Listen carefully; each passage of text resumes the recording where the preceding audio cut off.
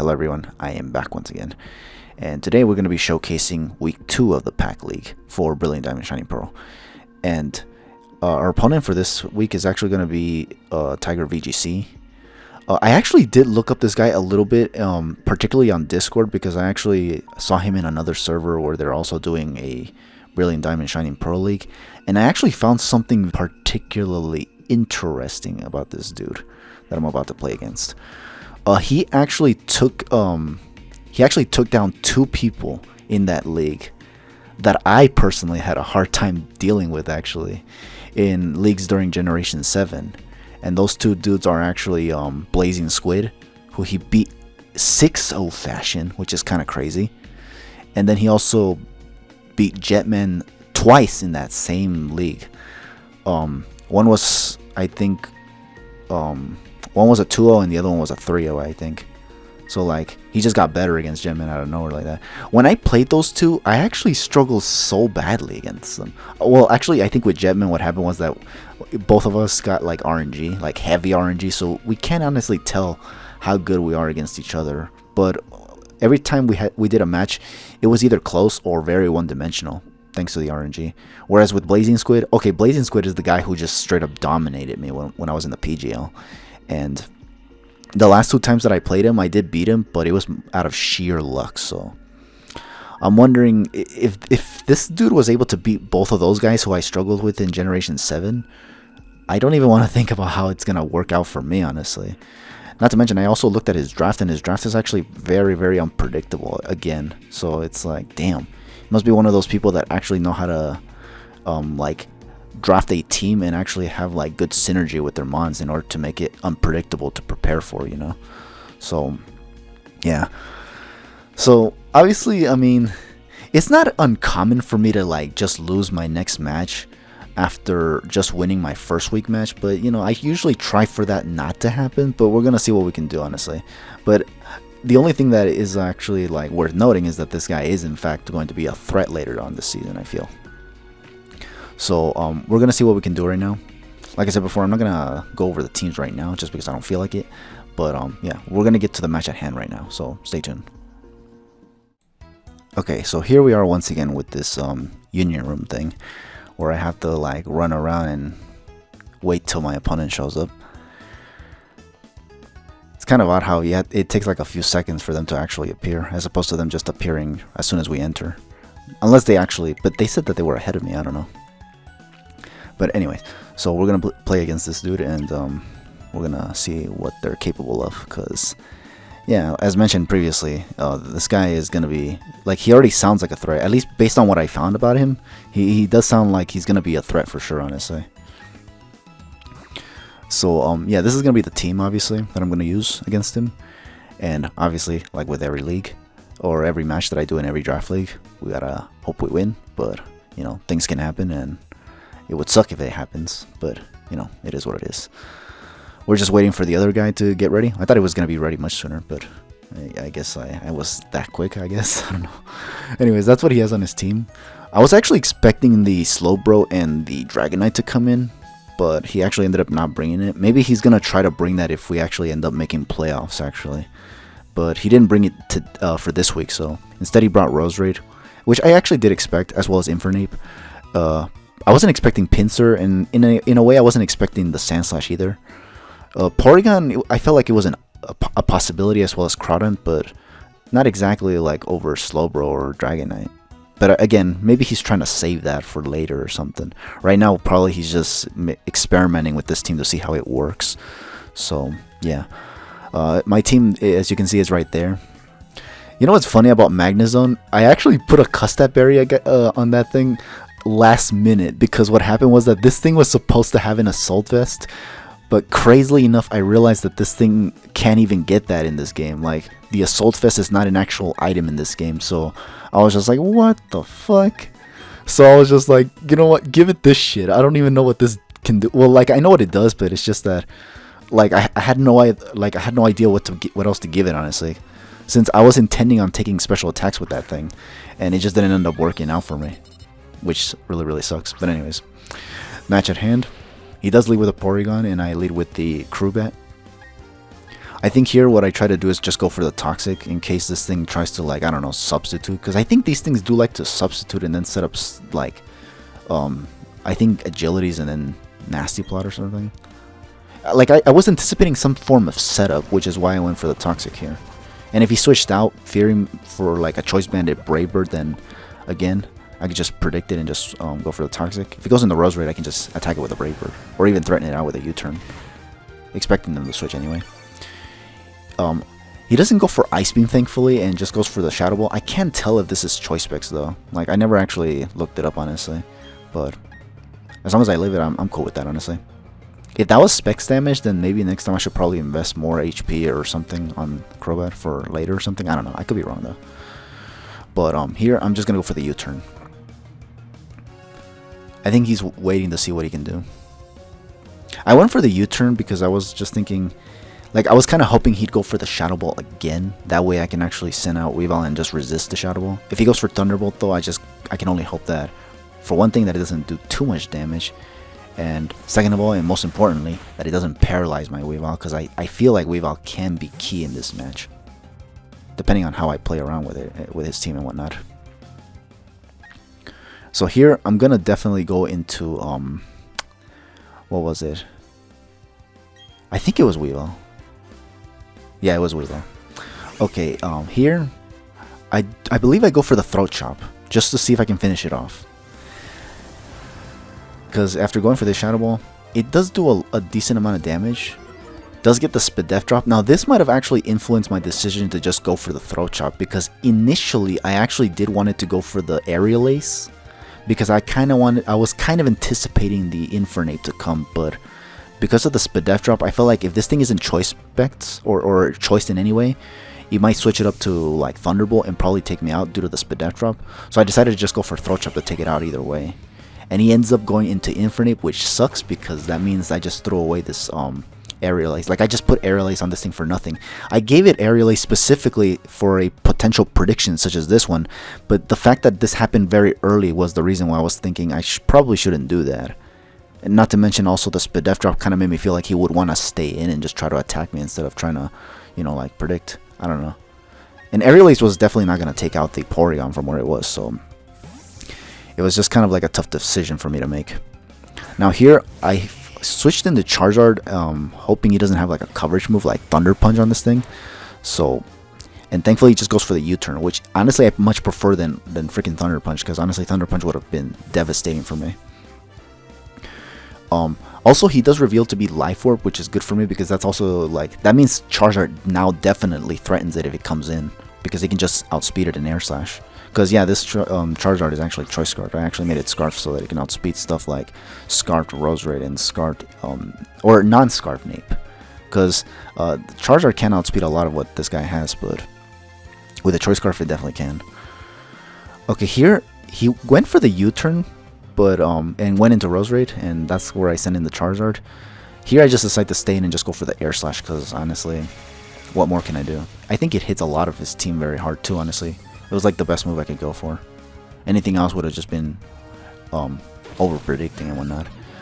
This thing does live because it has a Focus Sash and manages to land the Sleep Powder, which is good for him. Here, unfortunately, because I feel like I can't switch around too much, I felt like I just had to stay in and just waste these sleep turns if possible. I was kind of hoping maybe he'd switch out into something like Crawdon to try to set up, and then maybe I can just go for a Air Slash before going down. But he actually does risk it a lot and just stays in and just goes for the Leech Seed. Gets a lot of HP back. Well, not a lot, but it gets some HP back. With which the, well, it doesn't have a Black Sludge because it had a Focus Sash, but the Leech Seed will accumulate over time. Especially if I stay asleep, as you can see. I was hoping to wake up after 2 turns, but that kind of didn't happen.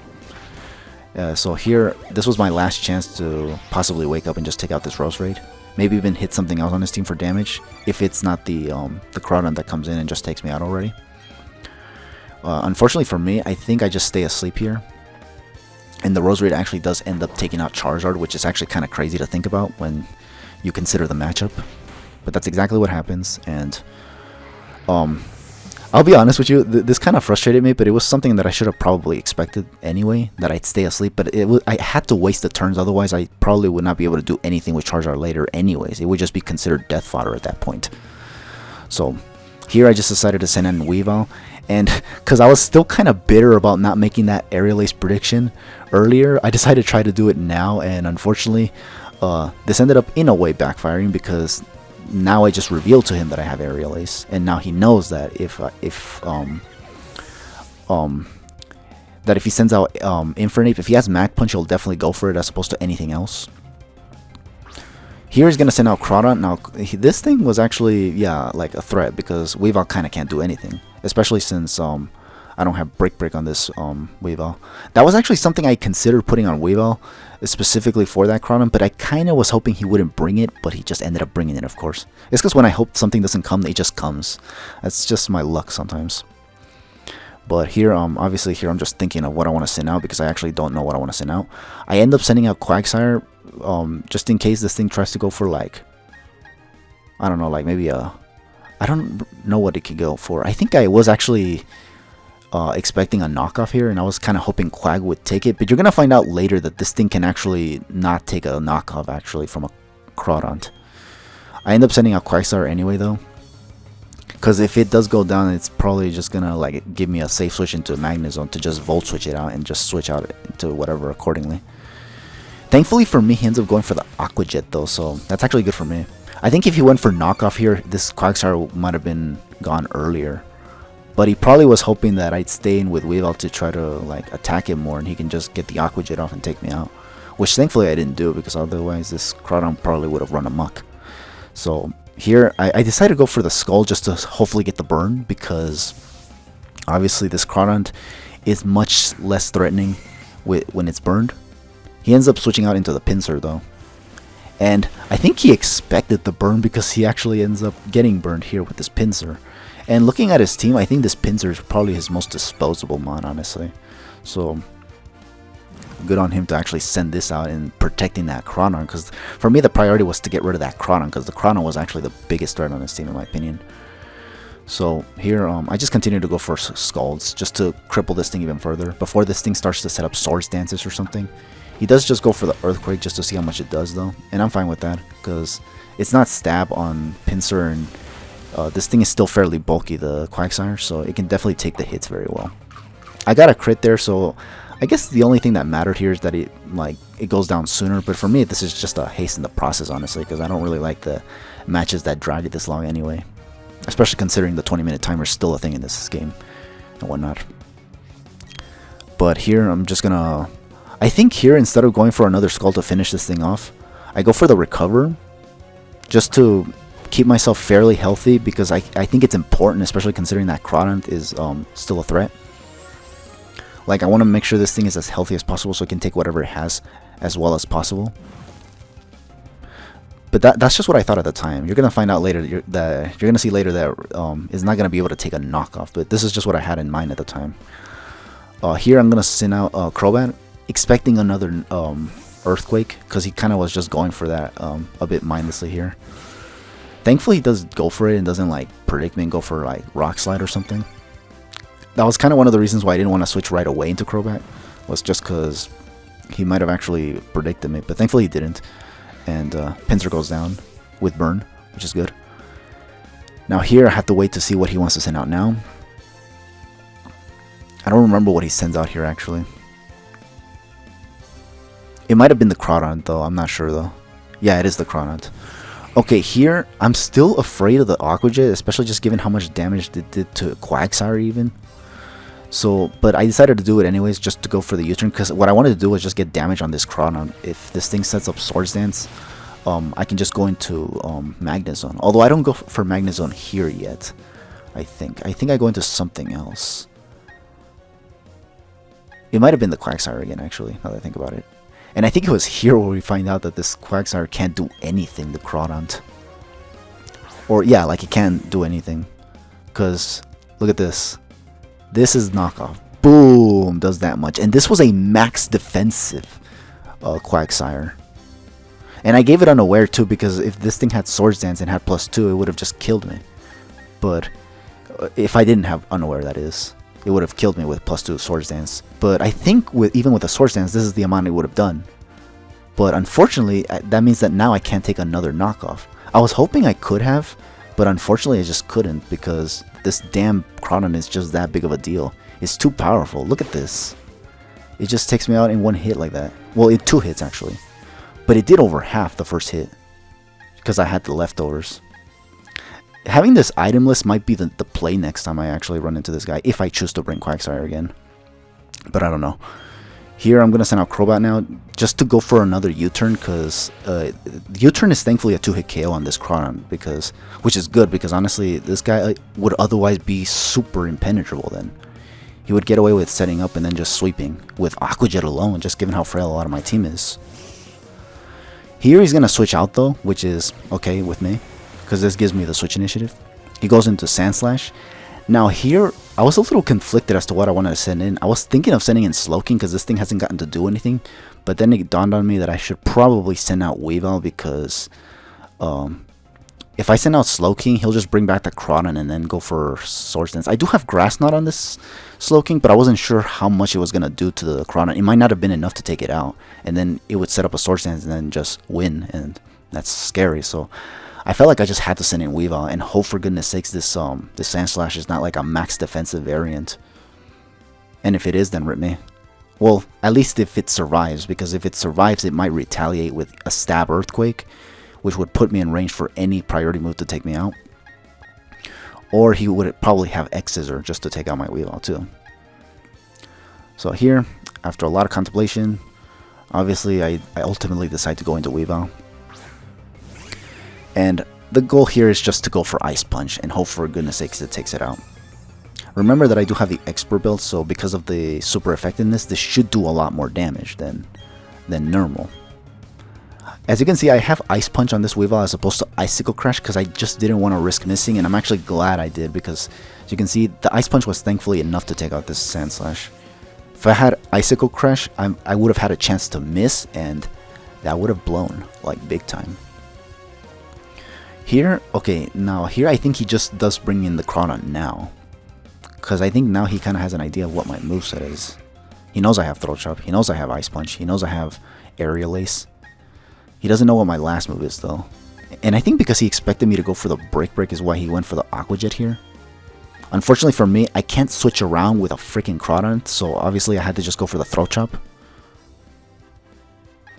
I was thinking if there was anything else I can send in, maybe sack something and send something in freely, but I realized that I can't switch out because this thing is dangerous. If it sets up a Swords Dance, it's over basically, and I didn't want that. So now here I was just contemplating as to whether or not I wanted to go for Throat Chop or Aerial Ace, just given the base power. I ultimately ended up going for Throat Chop just because the base power is a lot more higher than Aerial Ace, and Aerial Ace is not stab, whereas Throat Chop is. So I wasn't sure what the better choice was here at the end. He ended up going for Aqua Jet. Thankfully it doesn't take me out, and here I just go for the Ice Shard, which I did not expect to take out actually, the Crawdon. But as you can see, it surprisingly did. I didn't expect it to take it out because of how well it resisted the Throat Chop, honestly. I thought Ice Shard also resisted, probably would not have been enough to take it out. But it thankfully was, so that's good for me. Now here, I think he's just going to send out his penultimate Pokemon because the biggest threat on his team is now kind of out. Because this Infernape, because now I know that it's not Scarf, it's not that big of a deal. Crobat can just come in and take it down. Now here, I wanted to switch out Weavile to preserve differential, and I was actually anticipating the Mach Punch, but I didn't want to risk switching it out and then getting hit with a Fire Punch instead, so I just decided to stay in and just take the Mach Punch and lose Weavile. It cost me differential, but I'd rather lose differential than the freaking win, because the win is more important at the end of the day. So here, I'm now going to send out Crobat, and Crobat should definitely be able to late game sweep here. It outspeeds Infernape, and then his last Pokemon was actually the Porygon, which he never got to use. Well, he did use it for a couple turns. He went for Shadow Ball, but who knows, that thing might have been able to do stuff at the end of the day. But I already learned that it wasn't Scarfed either, so there's literally nothing I can do. It's poison on top of that, so it's also on a timer. And since I still have the Magnezone, which is sturdy, even if Porygon out of nowhere can have Focus Blast or whatever, I'd be okay. I just have to hit it with a Thunderbolt is all. But yeah, here comes the last Pokemon, Porygon Z, and with it we should be good to go. We just go for Brave Bird and we take it out. So yeah, this match was, yeah, we won 3-0, which is pretty good actually. But I don't think this match was this win was a convincing one.